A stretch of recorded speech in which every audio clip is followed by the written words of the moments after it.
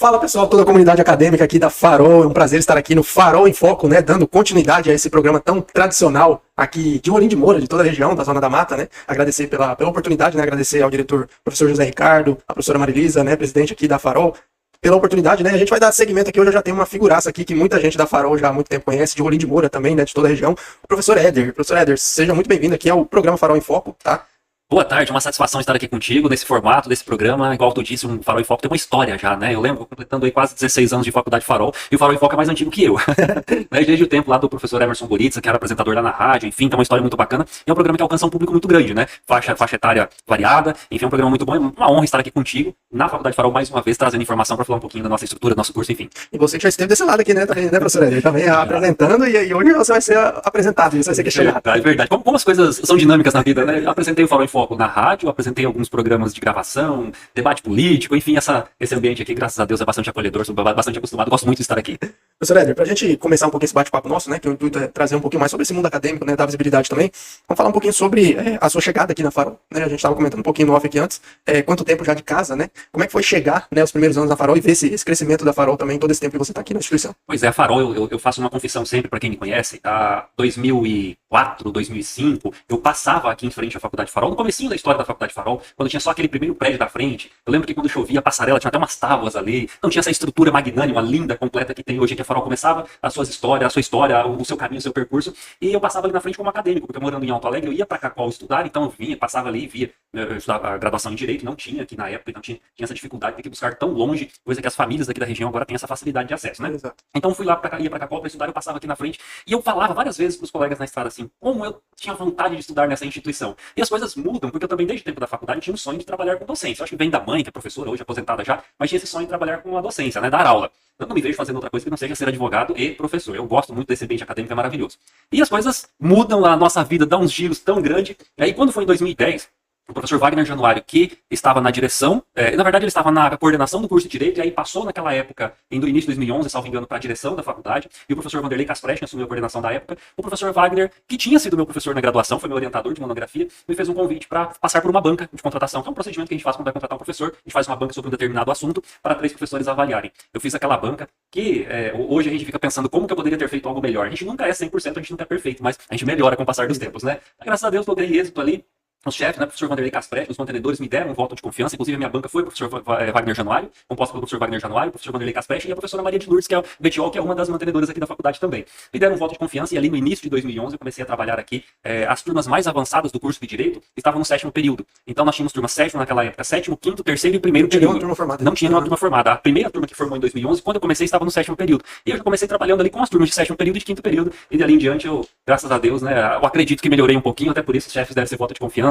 E estou aqui, já passei por algumas funções aqui dentro da faculdade, estou aqui com muito orgulho. E aí, Éder, como é que é você começar como professor? Antes até de eu entrar nessa questão dos cargos, para você ser professor é o quê?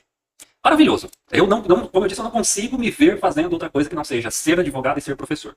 E como eu disse, não estou dizendo que eu sou bom, que eu sou perfeito, eu acho que ninguém é perfeito naquilo, mas a gente se dedica. Eu digo que sala de aula, um ambiente de sala de aula especial, a gente pode estar com a dor de cabeça que tiver, o cansaço que tiver, mas para mim, ir para a sala de aula é esquecer tudo que está lá fora. Eu me visto de uma carapuça diferente, uma roupagem diferente, um semblante diferente. Eu gosto muito de sala de aula, então eu vou para a sala de aula, eu brinco com os alunos que assim, vocês me fazem esquecer até os boletos.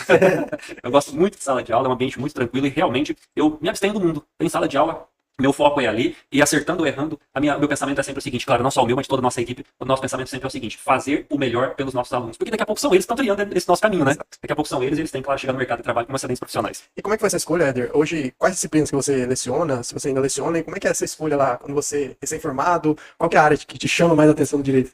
Desde que eu me entendo por gente, eu já brincava em família que meu sonho era fazer direito. Desde quando eu não entendia o que era direito, eu faço uma confissão. Meu sonho era fazer direito para fazer concurso, inclusive concurso para magistratura. Eu nunca fiz nenhuma prova, só para ter uma noção, eu nunca tentei. Então nunca fiz esse concurso. Admiro, respeito, mas durante o curso eu me identifiquei. Eu quero ser advogado, meu perfil é para isso aqui, eu vou focar aqui, virei advogado, peguei inscrição, concluí o curso em 2006, peguei inscrição na ordem em fevereiro de 2007 e dali em diante sou advogado até hoje e tô trilhando. Então foi uma escolha assim natural. Eu fui pro curso que eu já tinha o sonho, já tinha a vontade de fazer antes.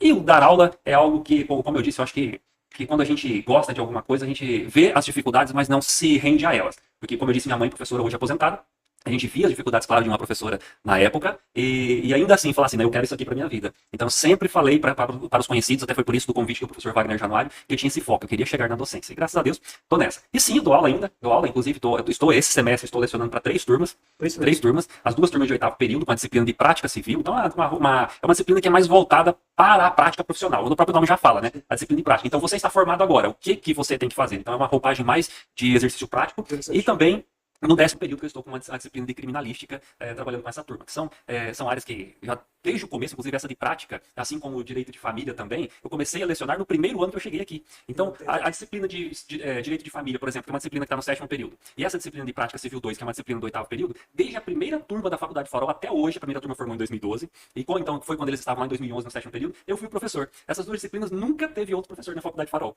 Então, eu tô já aí, eu estou exercendo o 16º ano, se eu não estiver errando as contas, então vou completar em fevereiro 16 anos de casa, se eu não estiver errado nas contas, mas essas disciplinas são apaixonantes, eu gosto do direito, claro, a gente sempre tem uma afinidadezinha um pouco maior com uma área do direito do que com outra, óbvio, né? Mas essas disciplinas que eu leciono é apaixonante, eu vou pra sala, como eu já disse, esqueço tudo lá fora e visto a roupa de professor. E essa questão de ser professor também, né, Éder, já comentava em outra oportunidade até com o diretor José Ricardo, é uma oportunidade ímpar de você também se exercitar, de você se manter atualizado, né? Essa troca que tem na sala de aula, que os alunos te incentivam a você se manter atualizado, você precisa estar sempre preparado, né? Exato, até porque o aluno, ele é desafiador, eu não falo isso como maldade, porque o aluno tem que ser desafiador, tem que ser.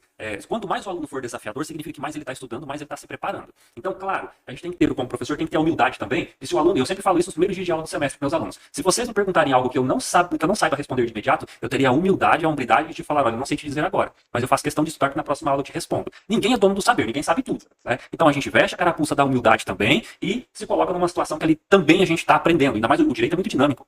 E muitas vezes, não querendo entrar em méritos, aí questão que daqui a pouco vira até debate político partidário, mas o direito tem muito isso. A lei está escrito isso e você pega a lei e lê. Isso aqui quer dizer tal coisa. Mas os tribunais, na hora que julgaram os processos, leram aquele mesmo artigo, aquela mesma lei que você leu e interpretaram de uma forma diferente, né, daquilo que você interpretou. Exato. Então o direito é muito dinâmico. E amanhã pode ser uma mudança de novo. Tem algumas áreas do direito que, inclusive, eu brinco com os alunos, eu falo assim, ontem era assim, hoje é assado, amanhã só Deus sabe. E o direito é muito dinâmico. Isso força que a gente estude, que a gente se capacite para não ficar em saia justa com os nossos alunos. Exato. E, Éder, lá naquele começo, 2011, quando você começou, talvez tenha aquela apreensão de ser professor, tá começando, não tem, até hoje, né? Ainda não tem aquela cabeça assim para você parar para refletir e ver o quanto você influenciou no mercado de trabalho, né, nessa formação de muitas pessoas. Hoje, com esse tanto tempo de docência, você teve algum dia que você parou para analisar o quanto você foi fundamental assim para a formação de várias pessoas do mercado de trabalho aqui da região? Sem demagogia, não tô querendo ser hipócrita, nem soberbo, nem nada, mas se tem uma coisa que eu fico muito feliz é de ver os nossos ex-alunos, nossos egressos no mercado de trabalho, e eu fico muito feliz de ver que esses nossos ex-alunos são profissionais de destaque no mercado de trabalho.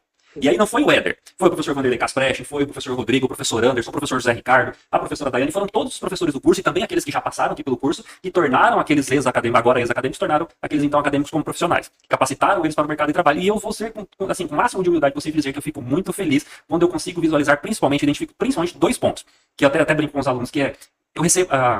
como que eu posso dizer, até o contato diário. Então, contato diário de ex-alunos. De advogados já. Nós temos ex-alunos juiz, advogados, no MP, delegacias. Então, a gente tem aluno espalhado em todos os entes, todas as esferas e também em outros estados. E a pergunta que eu fico mais feliz de responder de ex-aluno é quando o aluno me pergunta, primeiro me chama de professor. Eu já fico feliz pra caramba. Não precisa me chamar de doutor, não precisa me chamar de qualquer coisa. Me chamar de professor, eu fico super orgulhoso, fico muito feliz, porque ainda significa que tenho respeito, tenho carinho, tenho admiração. Então, professor, eu tô com um caso aqui, assim, sabe? O que eu faço? Ou, esse caso já está nesse ponto, o que eu faço agora? Eu fico feliz pra caramba, porque é uma forma de demonstrar confiança. Significa dizer que lá, quando eles estudaram, eles aprenderam alguma coisa e sentiram confiança no que eu ensinei para hoje voltar a me perguntar. Eu cito aqui, por exemplo, a doutora Maíra, que é uma colega advogada de Rolim de Moura, que foi aluna da nossa primeira turma. Eu nunca esqueço, o dia ela ainda era acadêmica, me encontrou aqui no corredor subindo, ela me encontrou no corredor e veio me dar um abraço e falou bem assim, eu fiz a prova da UAB, eu passei na prova da UAB e eu lembrei de você falando sobre tal assunto em sala de aula. Isso é gratificante demais, isso é maravilhoso demais, é perfeito, é tudo de bom. Então essa questão dos alunos me perguntarem o que fazer, o que momento fazer, é uma coisa que me alegra muito. Mas tem uma outra coisa, como eu trabalho algumas disciplinas de prática, e aí eu sempre disponibilizo para os meus alunos os modelos das petições que a gente faz. Então a gente trabalha ali montando as petições em sala de aula. Da primeira palavrinha até a última palavrinha da petição eu trabalho com eles. Isso aqui é assim, por isso, por assado. Por tais motivos. Explicando isso para eles. Eu disponibilizo todos esses modelos para ele. Aí eu fico felizão pra caramba quando eu vejo que chega lá no nosso escritório uma peça feita por um advogado da outra parte, que é um ex-aluno, e que eu vejo que a forma da escrita, a metodologia, a configuração, tamanho, a fonte da peça, a estrutura da peça é daquele modelo que eu disponibilizei. Então isso para mim é uma alegria muito grande, porque é um reconhecimento. Nunca falei nada. Olha, olha, legal que você utilizou o modelo da peça última. Nunca fala pra ninguém porque eu respeito o advogado. Mas eu fico feliz, a todos vocês que usam, saibam, eu fico feliz pra caramba quando vocês utilizam esses materiais, porque é uma forma de reconhecimento que nem o dinheiro paga. Reconhecimento, confiança, porque se não tivesse feito um bom trabalho, né, não estaria Nem era lembrado, né? Exato. Mudando um pouquinho a chave, você também passou por outros cargos, né? Hoje você é coordenador do curso de Direito, e para muitos professores é algo que alguns não querem pegar essa outra responsabilidade, né, mais administrativa. Como é que foi para você caminhar esses degraus diferentes aqui dentro da instituição, né, e também chegar a assumir o cargo de coordenador do curso de Direito, que a gente sabe que é o carro-chefe, a referência no estado e hoje curso de Direito aqui da Farol. Como é que foi para você pegar essas responsabilidades aqui dentro da Farol? Eu sou ficcionado com números. Éder, mas o que tem a ver números com essa pergunta? Bom, vamos lá. O curso de Direito, para o formado em Direito ser advogado, ele tem que passar no exame de ordem. Então, o que tem a ver números? Eu quero números, o máximo possível de gente aprovada, se possível ainda durante o curso. E aí, nossa equipe, os nossos professores, nossos mantenedores, direção, equipe administrativa, a gente veste essa camisa não só no curso de Direito, mas outros cursos contábeis que tem o CFC, passar pela prova do CFC também. Enfim, a gente pega essa ideia de que a gente quer o máximo possível de pessoas aprovadas no exame de ordem, porque ele já vai, mesmo que ele queira concurso, ele já vai poder exercer o tempo de experiência jurídica dele. Alguns concursos exigem 2, 3 anos, e aí vai passar por aquela fase de advogado e poderá alçar outros voos também. E essa ideia de número é buscar resultados. Então eu sempre fui aficionado por resultados, independentemente de onde eu estivesse, em qual setor da faculdade eu esteja. E de fato, essa parte administrativa, essa parte burocrática, não vou esconder de ninguém, ela ocupa bastante tempo da gente, ela ocupa bastante tempo mental, dedicação, esforço, até porque são centenas de alunos que a gente tem que estar monitorando a situação diuturnamente, segunda a segunda, e isso é maravilhoso para mim, é muito gratificante. E eu, com 6 meses que eu estava aqui na faculdade, então meados de 2011, eu assumi a coordenação do nosso núcleo de prática jurídica, lá em 2011. Eu fiquei até na coordenação do núcleo de prática jurídica, salvo engano, até final de 2013, ou fui até final de 2012, uma coisa assim. E no ano seguinte eu pulei para a direção já da faculdade. Os mantenedores me chamaram, me convidaram para ficar na direção da faculdade. Eu fiquei ali por 8, 9 anos na direção da faculdade, e agora, acho que por volta de 2022, eu vim para a coordenação do curso, porque eu não tinha passado, não tinha sido coordenador ainda, né? E nesse tempo aqui eu já fui coordenador de contábeis, depois coordenador de contábeis, coordenador de sistema de informação, fui coordenador de ciências contábeis, sistema de informação, e isso tudo é muito desafiador. Temos o colega Lucas que está aqui, que foi nosso aluno, então é tudo muito desafiador, porque você também não sendo daquela área de formação, você tem que estudar muito. Você tem que se dedicar muito. E você tem que entender as particularidades daquele aluno e as regrinhas lá do MEC que são referentes àquele curso. Então a gente rala, a gente corre atrás, se dedica, mas eu sempre com essa ideia de vou fazer o melhor possível, vestir a camisa da empresa, fazer o melhor possível pela empresa, que confia no trabalho da gente, sempre com esse pensamento. Eu estou aí, então, já, como eu disse, para completar 16 anos, né, de docência, aqui na Faculdade Farol, 6 meses que eu fiquei, entre aspas, apenas como professor.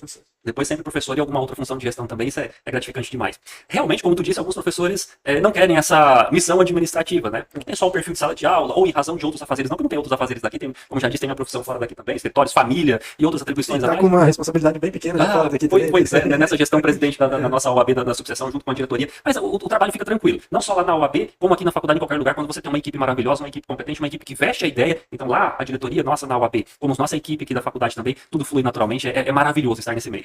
E o que você acha, Éder, hoje que é o maior desafio, você que já tem tanto tempo de docência, a educação com o advento aí das redes sociais, ela deu uma mudada, né? E como é que você enxerga hoje que é a maior dificuldade de um professor hoje dentro da sala de aula? Eu vejo que a maior dificuldade é justamente isso, é se adaptar às novas realidades. Não adianta e por isso que eu brinquei antes que o friozinho da barriga, o medo dá até hoje. Todo semestre, que a gente vai começar no semestre com uma turma nova, dá um friozinho na barriga, é natural isso. Por que dá um friozinho na barriga? Eu digo que, inclusive, o friozinho na barriga é sinal de preocupação em fazer o melhor. Não é desleixo, não é irresponsabilidade. Porque a gente tá ali, você tem um frio na barriga porque a gente quer fazer o melhor. A gente tá ali com algum compromisso, com alguma responsabilidade. E eu vejo que a dificuldade maior é justamente isso. Principalmente para os professores, nós que estamos aqui há mais tempo, os professores verem que o nosso público é dinâmico. Nas primeiras turmas, enquanto nós tínhamos uma faixa etária maior, vou até usar em dizer, não vou saber detalhes com exatidão, mas nós tivemos alunos ali beirando os 70 anos. Então, enquanto nós tivemos turmas com uma faixa etária acima dos 40, agora nós temos turmas que tem aluno com 16. É uma diferença muito grande. Aluno na faculdade com 16 anos, com 17 anos, e a geração mais nova é diferente. A tua geração, a tua habilidade com isso de tecnologia, com a velocidade da informação via rede social, é muito mais dinâmica do que a minha geração. Então eu vejo que a maior dificuldade é justamente isso, a gente conseguir acompanhar. Mas a gente tem que se desdobrar e correr atrás e entender que o nosso público é um público que necessita de uma informação mais rápida, de uma informação mais pronta, de uma informação mais dinâmica. E que muitas vezes não tem nem a mesma paciência para ficar assistindo aquela aula metódica, que de 15, 16 anos atrás era uma aula top, mas hoje, como tu disse, é uma aula engessada, uma aula monótona, uma aula chata, então a gente tem que se reinventar. Eu vejo que a maior dificuldade é isso. É claro, estudar, se atualizar, o conteúdo é essencial. Mas pra gente que já trabalha com direito, lá na advocacia eu preciso me atualizar também. Né? Então é o mínimo, senão a gente fica para trás também, né? É o básico, igual tu disse, senão a gente fica para trás também. Então, se atualizar lá ou aqui, a gente tem que estar se atualizando. Mas aqui na docência tem isso do público, que é um público mais acelerado, um público que você tem que ter dinâmicas de aula diferentes para conseguir segurar eles na tua sala. E aí agora eu vou aproveitar esse gancho da pergunta e fazer a pergunta pelo outro viés seu, né, Éder, que você já tem tanto tempo de advocacia, né, agora falando fora da sala de aula. Eu perguntei na visão como professor, Como é que você vê hoje? Muitas pessoas falam que está saturado, né? Aí entra a questão da autorresponsabilidade também, né? De você entrar no mercado de trabalho, digamos que no linguajar popular, dar a cara a tapa, né? Então tem muita gente que sai no mercado de trabalho, se forma e atribui responsabilidade a inúmeras outras coisas, porque não tem sucesso na profissão. Como é que você vê? Como é que você fala hoje para de repente esses futuros egressos aí da Farol, que estão começando a jornada no direito, para você se tornar um profissional ali do direito bem-sucedido? E o que seria um profissional bem-sucedido para você também, né? Porque depende, isso é relativo de pessoa para pessoa, né? Para se tornar bem-sucedido, o que seria esse bem-sucedido na sua visão? Para muitos, bem-sucedido tem ganhar muito dinheiro. O financeiro. Para muitos, o ser bem-sucedido é fazer aquilo que você gosta. Eu digo que eu sou um misto. Fazer o que eu gosto, mas claro que o resultado financeiro tem que ter. Porque as contas chegam no final do mês sempre. Então eu vejo que, minha opinião, eu respeito obviamente opiniões contrárias, mas a minha opinião, o primeiro caminho para você ser bem-sucedido é você ter uma mescla entre fazer o que você gosta e, claro, ter resultado. Porque não adianta você fazer o que você gosta e não ter resultado. Não adianta você fazer o que te dá dinheiro, mas você não gosta. Você ser um profissional que daqui a pouco, inclusive, por não gostar daquela área, você vai ficar desatualizado no mercado de trabalho. Então meu pensamento é isso. Agora, e para conseguir ser bem-sucedido? Eu faço um desafio para todo mundo que está assistindo, especialmente para os nossos alunos e também para os nossos egressos mais recentes aí. Não tenham medo do novo. Não tenham medo dos desafios. Não pensem que vocês não estão preparados para enfrentar os obstáculos que vão chegar à frente de vocês. Quando vocês saírem da nossa sala de aula, nós, de novo, sem querer ser soberbo, nós tornamos vocês melhores e mais preparados para enfrentar os novos obstáculos que vão chegar na vida de vocês. E aí, a gente vê muito o que no mercado de trabalho? Muitas pessoas reclamam de mercado saturado, de fato. E não só no direito, em várias áreas. Hoje, semana passada mesmo eu conversava com um médico e ele falava que a área da medicina já está saturada. Né? E aí ele até falava que em Rondônia são mais de 3 mil vagas, salvo engano, não lembro muito bem, mais de 3 mil vagas anuais para médicos. Então aí falando que toda área tem sua saturação. Eu vou dizer o seguinte, se dedique. Seja empreendedor. Essa expressãozinha, claro que eu preciso de gente empreendedora na equipe também, estou dizendo que eu sou exímio empreendedor, eu estou dizendo que seja você empreendedor. Ontem mesmo falávamos na sala dos professores. Eu fico observando o quê? Nos últimos 4 a 5 anos, o número de alunos que se formaram, o número de alunos que foram aprovados no exame de ordem e o número de alunos que peitaram a situação. Como que é peitar a situação? O número de alunos teve coragem de ir lá, abrir o seu escritório, sabendo que tem o valor do aluguel no final do mês, tem o da energia, tem o da água, tem o do funcionário, tem as despesas com sistemas, com tudo. Enfim, é muito raro ter esse aluno empreendedor, que vai para cima mesmo e fala, eu vou viver disso aqui. Então, o número de escritórios que acabam abrindo novos escritórios é baixíssimo, é pouquíssimo. Todos que estiverem assistindo podem fazer uma análise, aí seja em Rolim de Moura, seja na cidade que você mora, pode fazer essa análise de quantos novos escritórios estão surgindo. Porém, o número de pessoas que entram para os escritórios que já estão estabelecidos é muito grande. Então, os escritórios estão recebendo os novos advogados para trabalharem naqueles escritórios. Mas o número de advogados empreendedores que bota para cima, que bota para render, que abre o seu escritório e fala, eu vou viver disso aqui como um advogado, como empreendedor, é baixo. Então, não se acomode e não tenha medo do novo. Vá para cima. O direito é dinâmico. Eu digo, a informatização ou a virtualização dos processos, facilitou, na minha humilde opinião, facilitou muito a advocacia. Porque, claro que tem toda uma burocracia, você tem que ter inscrição nos outros estados, dependendo do número de processos, assim, de processo e tal. Mas hoje, o advogado, ele não é mais advogado da sua cidade. Ele não é mais advogado que o pai, a mãe, que o compadre, que o tio, que o vizinho, que o amigo indica. O advogado que vai pra cima, que veste a camisa da advocacia principalmente e fala, eu vou viver disso aqui, ele é advogado de Roraima, a expressão, né, do Oiapoque ao Chuí. Do Oiapoque ao Chuí. Diz que tem uma cidade que é mais distante até do que o Oiapoque, né, alguém me corrigiu isso uma vez, mas a expressão popular é essa, né? Seja do Pará ao Rio Grande do Sul, seja do extremo norte ao extremo sul do Brasil, você é advogado no país todo. Então, veste a camisa, vai pra cima e pensa que com essa virtualização, você alcança todas essas áreas, todas essas regiões para ser advogado. E com o processo virtual facilitou demais. Sensacional. É um pensamento que eu concordo também, professor, que tem que ter, né, essa questão, esse pensamento mais analítico, essa questão de autorresponsabilidade, né, porque, como você disse, para qualquer lugar que for, qualquer mercado, se você tiver aquele pensamento um pouquinho mais negativo, né, você vai pensar, pô, tá saturado. Não, mas porque em Rolim já tem fulano, já tem o Beltrano, aí você vai para outro segmento, já tem esse, já tem aquele, né, Então concordo, tem que ter esse pensamento, tem que estar aceito aos novos desafios, né, errar, muita gente fala, né, errar o quanto antes, né, porque vamos sempre errar. Vamos errar o quanto antes para corrigir, exatamente. Né, mas, professor Éder, a gente está caminhando já para o finalzinho do nosso bate-papo. Eu ainda queria que você falasse um pouquinho sobre a Farol, né? Lançou uma campanha recentemente aí, que é uma faculdade genuinamente rolimourense, né? Que é uma questão que faz muita diferença nesses dias de hoje. É o que você já mencionou indiretamente no começo aqui do nosso episódio, esse contato, né? Com os ex-alunos, seja com os alunos. E a Farol justamente tem essa campanha, né, genuinamente rolimourense, pela questão dos professores são acessíveis, né, os coordenadores, vocês estão por aqui, então tem que tirar uma dúvida, já conversa diretamente. Queria que você falasse um pouquinho dessa questão da faculdade ser genuinamente rolimourense, um pouquinho mais desse contato com os alunos. Vou começar falando de um exemplo que aconteceu ontem à noite no corredor da faculdade, um aluno me procurando para conversar. Ao mesmo tempo, ele conversou comigo, que estou na coordenação, e com a professora Marilisa, que é a nossa presidente da mantenedora, que é a representante dos demais mantenedores. Como todos conhecem, a faculdade sabe da história, a faculdade Farol, ela começou aqui, ela desenvolveu a partir daqui de famílias que já tinham a tradição, na época, a tradição da educação, desbravando a educação no estado de Rondônia.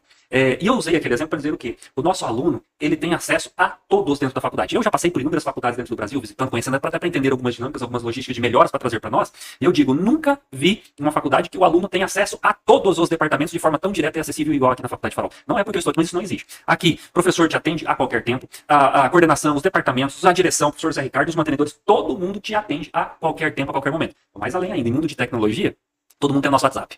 Então, todo mundo tem o nosso WhatsApp bomba. Então, seja no WhatsApp, seja por ligação, seja aqui pessoalmente, nós damos um atendimento diferenciado para o nosso público. Porque nós somos daqui da região, eu nasci no Paraná, estou aqui desde bebezinho, as outras famílias, como a maioria das pessoas, vieram para Rondônia, mas cresceram com a região, conhecem o perfil das pessoas da região e conseguem dar um atendimento melhor para aquela realidade das pessoas que aqui estão inseridas. Dando um atendimento diferenciado, um atendimento com carinho, claro, um atendimento com habilidade, com competência do conhecimento que tem. Então, esse atendimento, esse contato direto, torna indiscutivelmente a faculdade a Farol, né, a faculdade mais acolhedora, a faculdade mais próxima dos alunos, e os alunos percebem isso, vestem nossos alunos são extremamente parceiros. Não existe rivalidade aqui, de aluno a reclamar de faculdade, reclamar de professor. Somos perfeitos? Não, sempre surge um foco aqui de uma necessidade que a gente precisa ajustar, e a gente está sempre de ouvidos abertos para ouvir e ajustar. Como eu disse, todos esses personagens envolvidos na faculdade vamos ouvir e tentar ajustar, porque as pessoas que aqui estão são daqui, conhecem a realidade da região, a realidade das pessoas, e claro, vão sempre fazer o melhor pelo desenvolvimento da região. A Faculdade Farol não pensa em pegar o teu dinheiro, contribuinte, morador, população, o teu dinheiro da tua mensalidade e investir lá em outra cidade, porque inclusive os investimentos das famílias, que são os mantenedores proprietários da faculdade, os investimentos deles são aqui. Então eles pensam no crescimento e no desenvolvimento da região. E com isso, nada mais justo do que a faculdade fazer passar essa mensagem para a população. Faculdade genuinamente rolimourense. Sensacional, professor Éder. Grato pela oportunidade aqui da gente estar batendo papo aqui em mais um episódio nessa retomada aí do Farol em Foco. Queria que você deixasse uma mensagem aí para a comunidade acadêmica aqui da Farol. Primeiro, quero te agradecer por a oportunidade de estar aqui, te parabenizar, você já está com uma história curta relativamente, mas brilhante aí nesse mundo dos podcasts, parabéns, continue assim. Enfim, como a gente estava conversando aqui em off, a gente tem nossas já relações, nossas proximidades de família, de amigos aqui. Eu deixo esse meu parabéns realmente pela sua jornada que você já vem fazendo no seu trabalho. Agradecer ao professor Zé Ricardo, nosso diretor, nossos mantenedores, pela confiança de sempre no nosso trabalho, pela oportunidade de estar aqui passando essa mensagem falando do nosso curso de Direito. Agradecer todas as pessoas que confiam em vir estudar na Farol ou confiam em mandar os seus filhos, os seus cônjuges para a Faculdade Farol, independentemente do curso. E a mensagem que eu deixo para todos podem ter certeza, acertando ou errando, todo mundo vai errar, mas nós estaremos sempre fazendo com a ideia de acertar para fazer o melhor pela tua vida, para fazer o melhor pelo teu futuro, para que o teu futuro seja diferente, seja melhor do que hoje. Confie na faculdade que a gente está aqui para fazer a diferença na tua vida. Sensacional. Esse foi o professor Éder Júnior Mate, pessoal, coordenador do curso de Direito aqui da Farol, também externamente, né, está presidente da OAB, a subseção aqui de Rolim de Moura. E fiquem atentos, sigam as redes sociais aí da Farol, da Faculdade Farol, vocês acadêmicos, você egresso, você público em geral, né, para ficar por dentro desse mundo aqui da nossa Faculdade Farol, genuinamente rolimourense. Fiquem atentos para os próximos episódios aí do Farol em Foco.